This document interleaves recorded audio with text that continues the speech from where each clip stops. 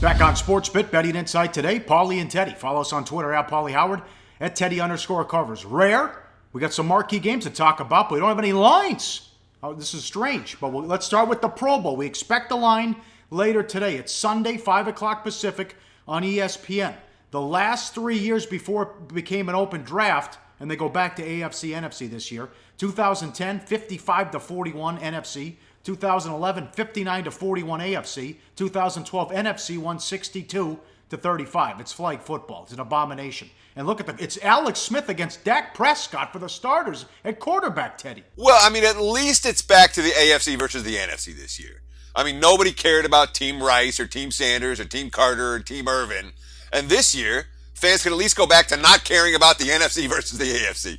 It's so much easier not to care about something when it's properly defined, Pauly.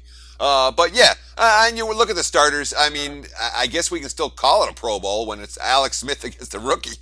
But on the bench, you got Roethlisberger and Dalton for the AFC. For the NFC, you have Breeze and Cousins.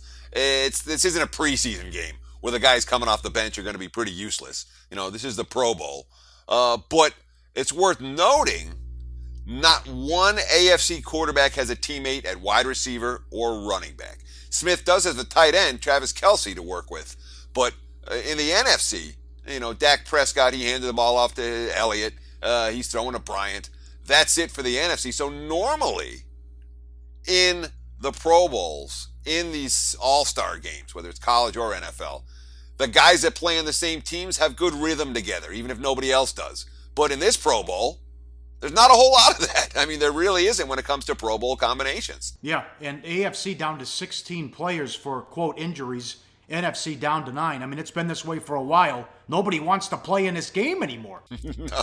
Well, nobody ever wanted to play in the game. What people wanted was a free trip to Honolulu for themselves and their families.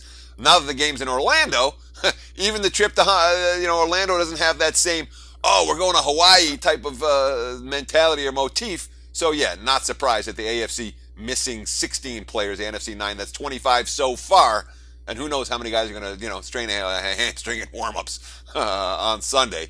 But again, no line for this one. Interesting game to discuss. And when you look at those recent scores, these games with scores in the 90s and up to 100, I'm not convinced this year's is going to be quite as high scoring as those last three AFC-NFC matchups, given the question marks when it comes to QB/WR combinations. Do your research before you bet. Check out our ratings guide to see which books have the best ratings and sign-up bonuses. Open up several accounts and shop for lines at sbrodds.com. Always be ahead of the game.